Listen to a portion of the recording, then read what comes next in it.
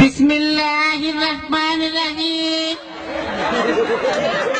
প্রিয় এলাকাবাসী, আসসালামু আলাইকুম। আমি এর আগেও আপনাদের এলাকায় এসেছি আপনাদের পুত্রাবধি হওয়ার কারণে।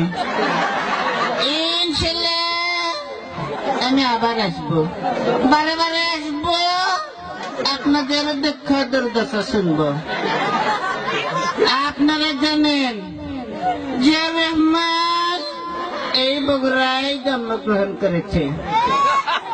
আমি বলতে চাই যে বগুড়ায় জিয়া রহমান জন্ম নিয়েছে, সেই বগুড়ায় আওয়ামী লীগের জায়গা হবে না, হবে না, হবে না।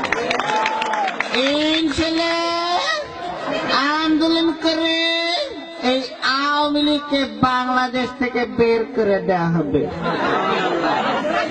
আপনারা সবাই আমার স্বামী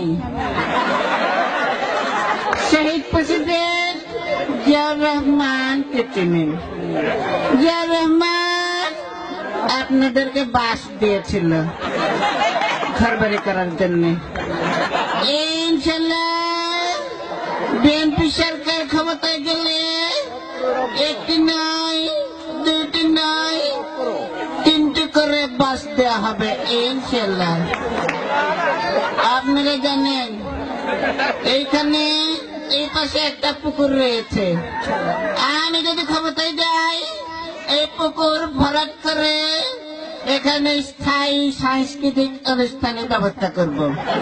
প্রতি বছর অনুষ্ঠান হবে সরকারি অর্থায়নে।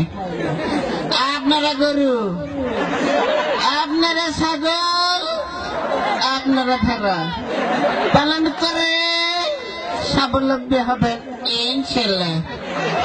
সবাইকে ধন্যবাদ দিয়ে আমি বলতে চাই, এই এলাকার কৃতি সন্তান খোকা, এই খোকাকে আপনারা ভোট দিয়ে বারে বারে জয়যুক্ত করে আমার হাতকে শক্তিশালী করবেন ইনশাআল্লাহ। সবাইকে ধন্যবাদ। শহীদ প্রেসিডেন্ট জিয়াউর রহমান জিন্দাবাদ। আসসালামু আলাইকুম।